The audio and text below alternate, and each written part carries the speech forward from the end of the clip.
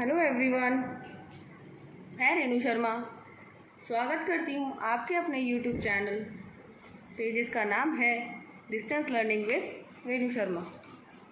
कैसे हैं आप सभी? आशा करते हूँ कि आप सब अपने घरों में स्वस्थ और सुरक्षित होंगे। तो चलिए स्टार्ट करते हैं आज का सेशन। आज हम करेंगे नेक्स्ट एक्सरसाइज 1.2। एक्सरसाइज 1.1 हम प्रीवियस वीडियो में कर चुके हैं, आप वहां जाकर के चेक इन कर सकते हैं। चलिए स्टार्ट करते हैं क्वेश्चन नंबर 1। क्वेश्चन नंबर 1 है, a book exhibition was held for 4 days in a school. The number of tickets sold at the counter on the first, second, third and final day was respectively 1094, 1812, 2050, 2751. Find the total number of tickets sold on all the 4 days। इस question में ही हमसे ये पूछ रहा है कि एक school के अंदर एक बुक एग्जीबिशन लगी जो कि सिर्फ 4 दिन के लिए लगी थी। उन 4 दिनों में इस तरह से 1094 पहले दिन टिकट बिके, दूसरे दिन 1812 टिकट्स बिके, 2050 थर्ड डे टिकट बिके and 2751 final day ticket sold हुए। तो हमसे इन्होंने पूछा है कि टोटल कितने टिकट सोल्ड हुए। Total number of tickets were sold on all the 4 days। तो आज इसको हम सॉल्व करेंगे। First day ticket 1094, second day 1812, third day 2050 and final day 2751।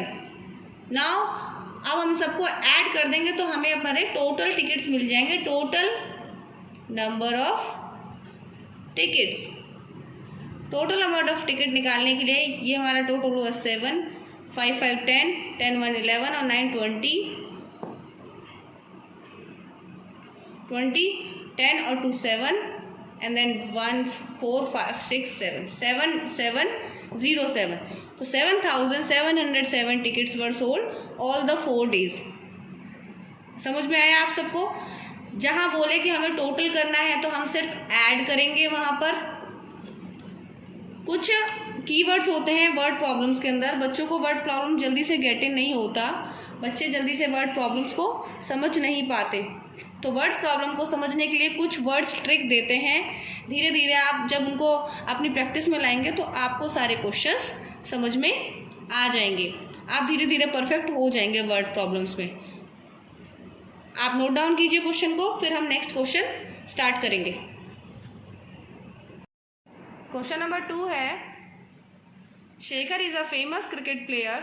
He has so far scored 6980 runs in test matches and he wishes to complete 10,000 runs. How many more runs does he need?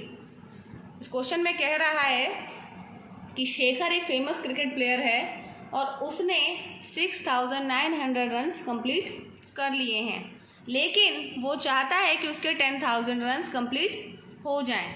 तो इसमें हम क्या करेंगे, देखिए, he needed runs 10,000 and he scored runs 6980 runs। इसमें हम minus करेंगे क्योंकि हमें पता है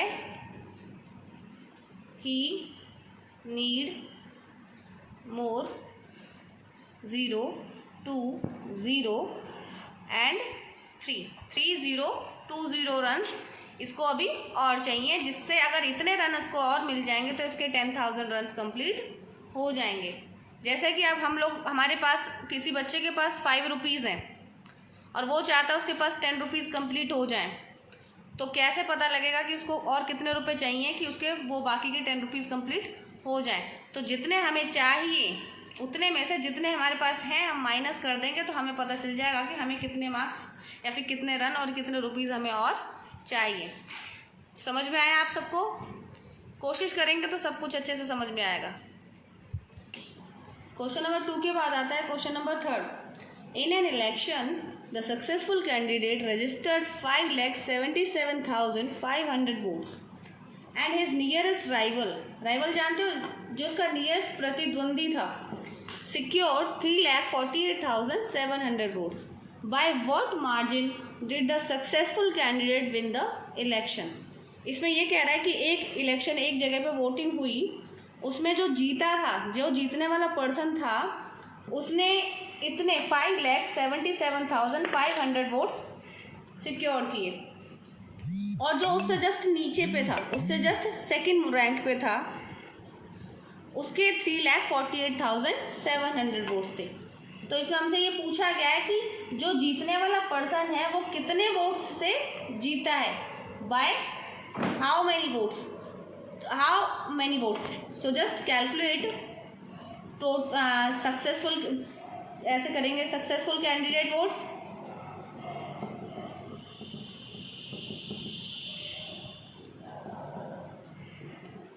सक्सेसफुल कैंडिडेट ने गेन किए 5,77,500, और जो राइवल था उसका, उसने लिए हैं 3,48,700।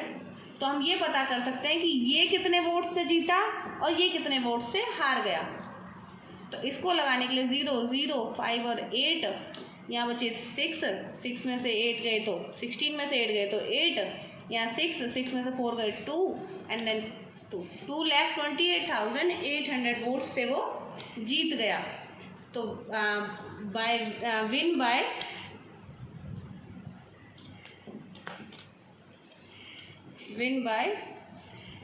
2,28,800 वोट्स। क्वेश्चन नंबर 4 है, Kirti book store sold books worth ₹2,85,891 in the first week of June and book worth ₹4,768 in the second week of the month. How much was the sale for the 2 weeks together? In which week was the sale greater and by how much? Question कह रहा है कि एक book store है Kirti book store नाम से, उस book store पे जून के फर्स्ट वीक में कुछ बुक्स सेल की गई हैं, जिनसे जो इनकम आई है वो है 2,85,891, और जून के ही सेकेंड वीक में जो सेल हुई है वो है हमारी 4,768 इन द सेकेंड वीक। ठीक है, तो ये पूछ रहा है कि क्या दोनों वीक में कितनी सेल हमारी हुई है। दोनों वीक की सेल निकालने के लिए हम सेल को ऐड कर देंगे। तो first week plus second week, ये हमारी हो जाएगी टोटल बोथ वीक की। फर्स्ट वीक की हमारी कितनी है 2,85,891 प्लस ये है हमारी 4,768। अब हम इन दोनों को ऐड कर देंगे तो हमें मिल जाएगा दोनों जो वीक में सेल हुई है हमारी वो वाली। तो ये आपको ऐड करना है, आप दोनों को ऐड कीजिएगा। ऐड करने के बाद फिर वो नेक्स्ट पूछ रहा है कि in which week the sale was greater, तो कौन से हफ्ते में हमारी सेल ज़्यादा हुई है। तो आपको दिख रहा होगा फर्स्ट वीक में हमारी सेल हुई है इतनी और सेकंड वीक में हमारी सेल हुई है इतनी। तो हमें अपने आप ही दिख रहा है कि सेकंड वीक में हमारी सेल ज़्यादा हुई है। तो हमारे ये इसका आंसर हमें मिल गया कि किस वीक में हमारी सेल ज़्यादा हुई है, तो सेकंड वीक में हमारी सेल ज़्यादा हुई है। और वो कितने से ज़्यादा हुई है, तो कितने से ज़्यादा के लिए बाय हाउ मच के लिए आप इसको सेकंड वीक में से फर्स्ट वीक को आप माइनस कर देंगे, तो आपको पता चल जाएगा वो कितने ज़्यादा सेल उसने फर्स्ट वीक में सेकंड वीक में की है। तो ये आपको इसके जो मैंने सॉल्यूशन छोड़ दिए हैं आपको ये सॉल्व करने हैं, इनको ऐड करना है। इसका फर्स्ट पार्ट आपको मिल जाएगा। देन सेकंड वीक में हम लोगों को दिख रहा है कि इसमें 4 लाख की सेल हुई है, तो हमें इसमें पता चल गया कि हमारी कौन से हफ्ते में सेल ज़्यादा हुई है, सेकंड वीक में, और कितने ज़्यादा हुई है, तो इसमें से आप इसको माइनस कर देंगे तो आपको इसका आंसर मिल जाएगा। तो हम ये हुआ हमारा क्वेश्चन नंबर 4। अब है नेक्स्ट क्वेश्चन नंबर 5 है the find the difference between the greatest and the least 5 digit number that can be written using the digits 6, 2, 7, 4, 3 each only once. इन सारे डिजिट्स को यूज करके एक हमें लार्जेस्ट ग्रेटेस्ट 5 डिजिट नंबर बनाना। तो greatest number होगा हमारा, ग्रेटेस्ट नंबर क्या होगा 7, 6, 4, 3, 2। इन डिजिट्स को यूज करने पर हमें इसका ग्रेटेस्ट डिजिट नंबर बना, ग्रेटेस्ट 5 डिजिट नंबर। और स्मॉलेस्ट डिजिट लीस्ट मतलब स्मॉलेस्ट नंबर हमारा बनेगा इन्हीं नंबर्स को यूज करके। ये होगा 2, 3, 4, 6, 7।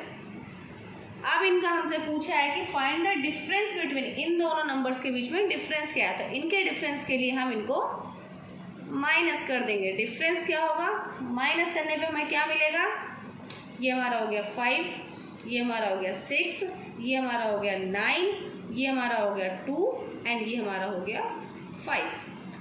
तो इनके बीच में जो डिफरेंस है 5, 2, 9, 6, 5, इसको कैसे हम रीड करेंगे 52,965। तो ये हमारा क्वेश्चन नंबर 5 कि हमें इन डिजिट्स को यूज़ करके कैसे हमने ग्रेटेस्ट नंबर बनाया और इन्हीं डिजिट्स को यूज़ करके कैसे हमने एक स्मॉलेस्ट नंबर बनाया। और उनसे हमें इन दोनों नंबर्स को निकालने के बाद हमसे पूछा गया है इनके नंबर्स के बीच में जो डिफरेंस है। और डिफरेंस के लिए आप जानते ही हैं कि इन डिजिट्स को हमें क्या करना होगा, माइनस। तो माइनस करने पे हमें मिला 52,965। ये हमारा क्वेश्चन नंबर 5 था। क्वेश्चन नंबर 6 अब हम करेंगे। क्वेश्चन नंबर 6 है a machine on an average manufactures 2825 screws a day. How many screws did it produce in the month of January 2006। एक मशीन है जो एक किसी कंपनी में किसी फैक्ट्री में एक मशीन जो कि स्क्रूज बनाती है। स्क्रू जानते हो आप, जिनको कील बोलते हैं, हमारी इंग्लिश में ऐसी भाषा में हिंदी में कील बोलते हैं, जो चोबे बोलते हैं, जहाँ से मतलब कील कहा जाता है उसको जो स्क्रू होते हैं, ठीक है। तो 2825 करके स्क्रूज वो बनाती है। And how many screws did it produce in the month of January 2006। अब ये ईयर तो आपको कंफ्यूज करने के लिए दे दिया, क्योंकि कोई भी ईयर हो, कैसा भी ईयर हो, लीप ईयर हो, नॉन लीप ईयर हो, जनवरी तो हमें पता है कितने डेज की होती है, 31 डेज की।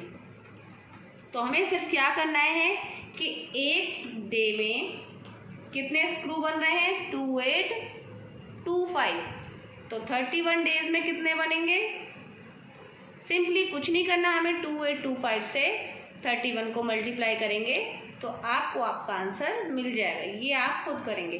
2825 को 31 से मल्टीप्लाई करने पे आपको आपका आंसर मिल जाएगा कि इतने स्क्रूज हमें जनवरी 2006 के मंथ में हमें मिलेंगे। तो आप इसको कैलकुलेट करेंगे और आपको आपका आंसर मिल जाएगा। इसको कैलकुलेट करने पे कुछ नहीं है, आपको कैलकुलेट कर देना, आंसर आपको मिल जाएगा 87575। इतने स्क्रूज आपको जनवरी के मंथ में मिल जाएंगे। तो ये जनवरी 2006। ध्यान रखना, ईयर कोई भी हो, जनवरी हर साल, हर दिन, मतलब हर साल और हर बार, लीप ईयर हो, नॉन लीप ईयर हो, उसमें जनवरी हमेशा 31 डेज़ की ही होती है। तो आपको सिर्फ जो आपका 1 डे है, 1 डे के साथ जितने भी डेज़ का वो पूछे उतने डेज से आप उसको मल्टीप्लाई कर देंगे, आपको आपका आंसर मिल जाएगा। वर्ड प्रॉब्लम्स को आप इतना टफ ना समझें, वर्ड प्रॉब्लम्स होती ईजी हैं, बस आपको उनको समझना आना चाहिए। ज़्यादातर वो बच्चे वर्ड प्रॉब्लम्स में चकरा जाते हैं जिनका बेस हिंदी में रहा होता है, उनका इंग्लिश का बेस स्ट्रांग नहीं होता।